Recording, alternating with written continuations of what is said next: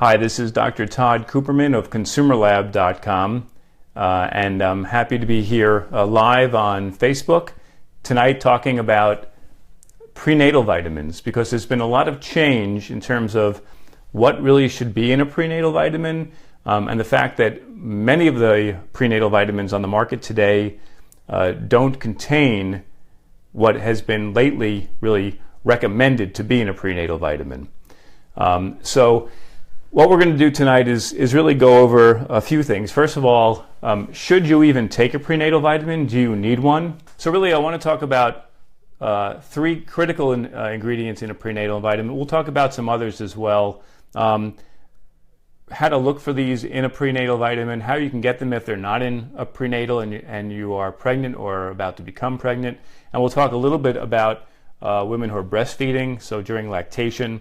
And how you can get these ingredients from products on the market if it's not already in the prenatal you're taking. So really the first thing to know is that do you need to take a prenatal? The answer is yes. So you do need to take a prenatal vitamin. I'll get into really why that's so important to you if you are pregnant or, as I said, about to become pregnant, because really the time around preconception can be just as important as during pregnancy itself. And during pregnancy, you're not only, feeding the fetus, but you're also going to be losing a lot of those nutrients from yourself, which makes it, twice as important to make sure you're getting enough of critical nutrients. Now, the first one to talk about, the first nutrient, excuse me, is folic acid. And probably everyone's heard, folic acid is critical. It reduces the risk of neural tube defects, spina bifida, which is the leading cause of paralysis in childhood. The folic acid that's in most supplements is actually a synthetic form of folate. Folate is found in green leafy vegetables. But what's interesting about folic acid and why it's in so many supplements is that it's actually absorbed much better than natural folate, because you have to actually extract that natural folate from these leafy vegetables. If you take folic acid and you take a product that actually a food that has folate in it, I'm just looking at a question here. I read too much folic acid can cause harm. That's true, and I'm going to get to that as well. So thank you, Mike, for asking that question. So basically, when you take a synthetic form of folate, such as folic acid or methylfolate, which is just as good, and for some people might even be a little better, you actually absorb more. You absorb almost twice as much. In fact, if you take it on an empty stomach, you're absorbing twice as much folate from folic acid as you would from natural forms. On average, you're getting about 70% more of the folate from folic acid. So the reason why it's recommended that pregnant women take folic acid is to really guarantee that they're going to get that folate. And the requirement for folate increases with pregnancy from the normal 400 micrograms per day to 600 micrograms per day. And what is recommended is that you still get your folate from your green leafy vegetables and other natural sources, but you're also getting an additional 400 micrograms every day from a supplement. Now, a problem, and as Mike pointed out in one of the comments, is that nearly all the products on the market, as far as we've seen, contain too much folic acid.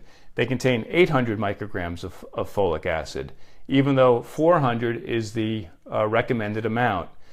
And I believe the basis for that is really just the kind of, more is better philosophy. And frankly, many marketing people feel also, people gravitate toward higher levels.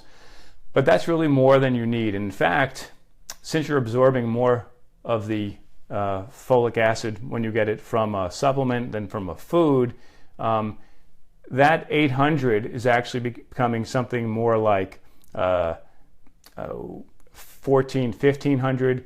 On top of that, most manufacturers are putting in an overage. Actually, I'm just going to read a comment. as noted there, you can actually read more about everything I'm talking about on consumerlab.com, which I failed to mention at the beginning. I am the president of consumerlab.com. All of this information is published on the website. It is a membership-based website. You need to subscribe. It's currently $39 per year. And there are reports on multivitamins, including prenatals. There are reports on B vitamins, including folic acid, and the other things that I'll be talking about.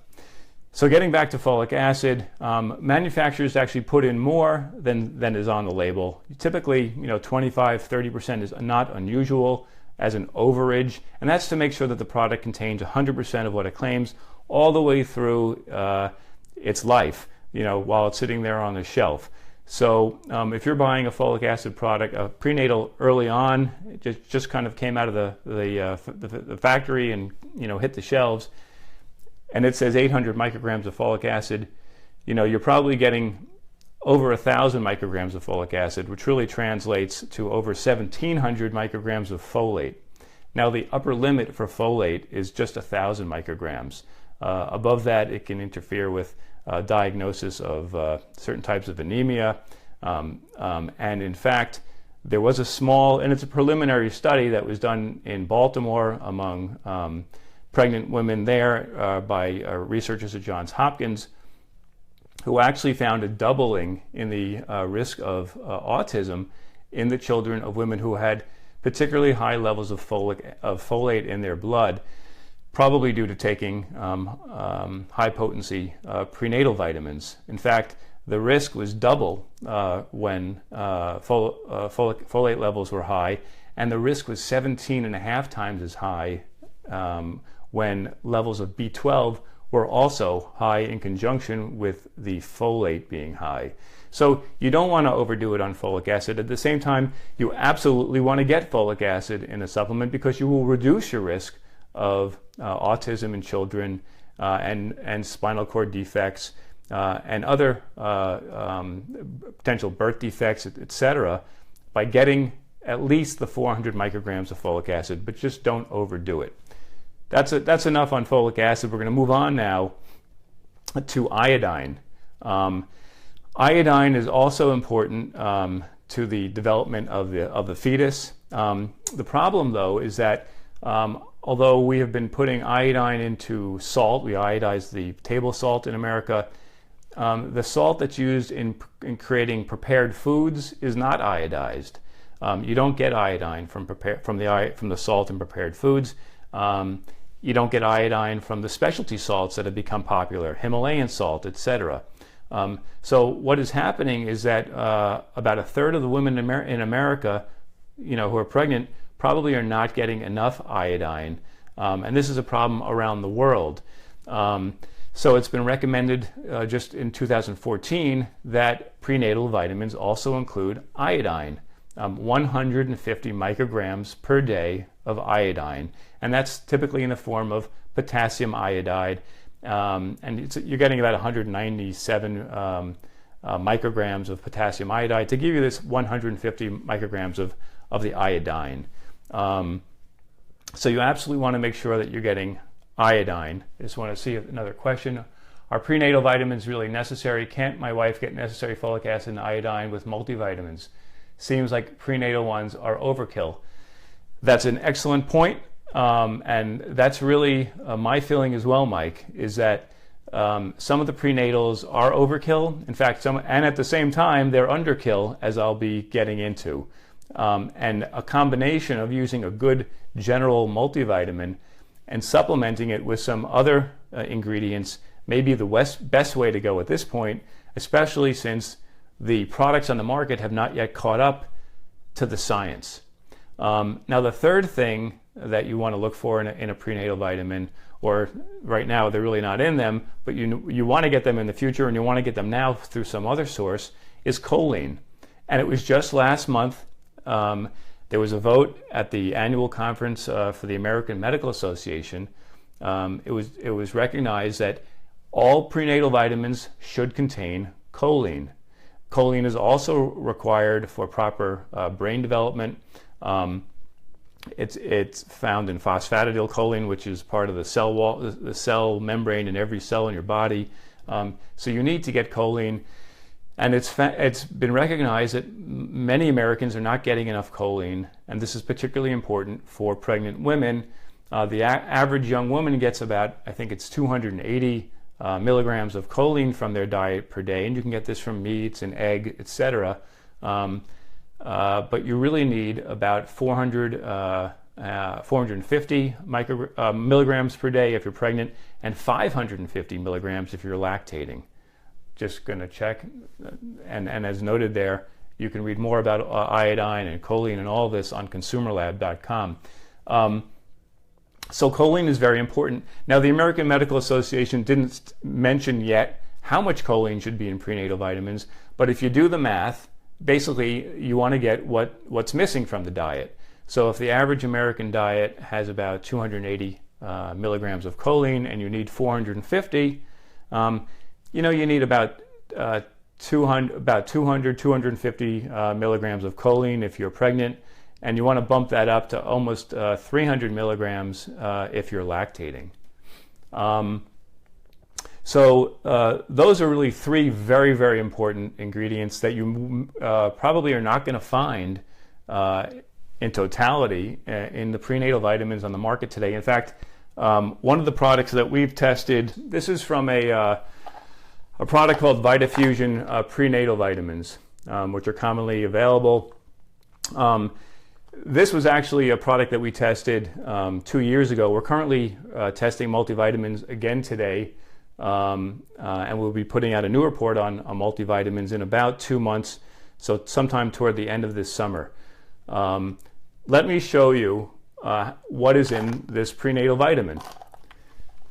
And hopefully you can see this. Well, I will read this to you. But basically, the amount of folic acid, as I mentioned, if you can see this, is 800 micrograms. So that's twice as much folic acid as you want to see in a prenatal vitamin. Second of all, choline, which we just talked about, and where I said you probably want, roughly 200 milligrams of choline. Well, this product, to its credit, does have some choline, but it's only 10 milligrams. So you need to get more choline than that to come close to the recommended daily intake for choline for a pregnant woman. In addition, iodine is something which we mentioned earlier. You need to get 150 micrograms of iodine per day from a supplement, and on top of that, you need to get some from your diet as well. Nowhere on here is iodine. So here's a prenatal vitamin that's on the market that really is not going to give you the iodine. It's not going to give you the choline, and it's going to give you more folic acid than you need. Just some other ingredients that you need to keep in mind in terms of what you need in a prenatal vitamin is iron. The need for iron increases during pregnancy. Normally it's about 18 milligrams of iron per day. You want to increase that to about 27 milligrams of iron during pregnancy. You can do that by eating more meat. Red meat is a good way. You can take an iron supplement. We have a whole review on Consumer Lab of iron. I'm just looking at another question. If a supplement has folate, L5, MTHF, how much would the recommended dosage be? Good question. So L5 methylfolate is another form of folate. It's another synthetic form of folate. It's also absorbed very well, just like folic acid. There may be some benefits to it, but the dosage is exactly the same as what I said when you're dealing with folic acid. You want 400 micrograms of methylfolate from that supplement. So good question. Methylfolate and folic acid, both synthetic forms, both absorbed much better than folate from food. So, sorry, getting back to iron, you need iron. You need an increased amount of iron as well. Other things that increase your needs for other B vitamins, thiamine, riboflavin, B6, they go up by about 50%. You can get that from more, typically again, green leafy vegetables from your diet or from a good general daily multivitamin. In terms of other ingredients that you want in a multivitamin, Oh, we'll talk about omega-3s next, because that was really the other common question is omega-3. Do I need more fish oil, EPA and DHA during pregnancy? Well, it's interesting. You do need DHA in building the brain. That's a known fact. However, studies have not shown an increase in kind of mental ability and functioning in infants and children among mothers who have taken fish oil and DHA supplements. However, at the same time, some studies have shown a decrease in the incidence of preterm births and somewhat of a reduction in allergies and colds in offspring of women who have taken fish oil supplements. So there may be some benefit. It's not going to make your child a genius, taking fish oil supplements. But if you don't eat fish, and if you're going to eat fish while you're pregnant, obviously you want to go for the fish with lower levels of metals in them, of mercury in them. Fish oil supplements don't have any mercury in them. We've tested hundreds of them, and the reason is that mercury binds to protein. Protein is the same as muscle in fish.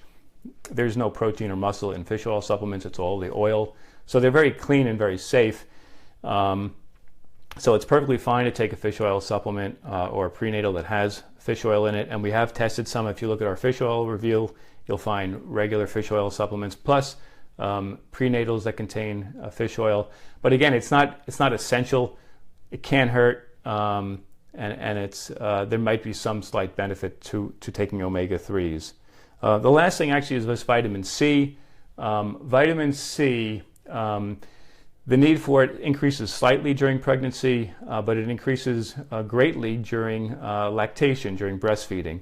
So if you are breastfeeding, you should bump up your vitamin C. You can certainly get that from citrus fruits, or a vitamin C supplement. You don't need mega amounts because there is a downside to that as well. So just to sum up, do you need to take a prenatal? I would highly recommend that you take a prenatal vitamin if you're about to conceive or you are pregnant. That you get that you take either a prenatal or some other type of supplement that will provide 150 micrograms of iodine, at least about 200 milligrams of choline, as well as 400 micrograms of folic acid, and then bump up your intake of iron and your intake of B vitamins as well. So that pretty much wraps up what I wanted to talk about this evening in terms of prenatal vitamins. If you have any questions, you can always post them below this video, which we will put up on Facebook, on our site, as well as on YouTube, where you can comment there as well. And feel free to share this with any friends who may be interested. Excuse me, one other question. Please could you suggest some brands which contain the best amounts as discussed? Unfortunately, I would love to recommend a product that contains all these the right amounts of all these ingredients. It doesn't exist as far as we have found at the moment. We're going to be putting out a report in about 2 months toward the end of the summer that summarizes kind of what's in all the current major prenatal vitamins. And you can see there, what comes closest and what you need to still supplement with in order to get where you want to be. And again, it might require just taking a good general prenatal, good general multivitamin, and you can look at our multivitamin report there. Even like a women's one a day will contain many of these ingredients. I believe it contains the iodine and the folic acid, but probably not the choline, which you'll need to get elsewhere. One more thing on choline. If you are going to take choline, and they do suggest it, you don't want to take it forever. There is some evidence coming up suggesting that there might be a negative cardiovascular effect from taking choline chronically over the years. It increases something called TMAO, which may increase atherogenicity of the blood.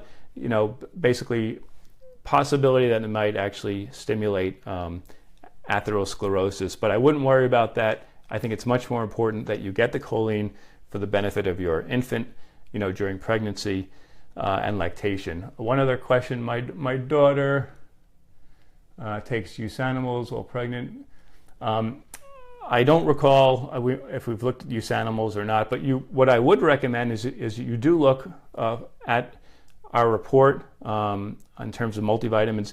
Look at our free page. We have a whole free, beautiful table of the RDAs for everyone based on age and gender, pregnancy, lactation, and you can see.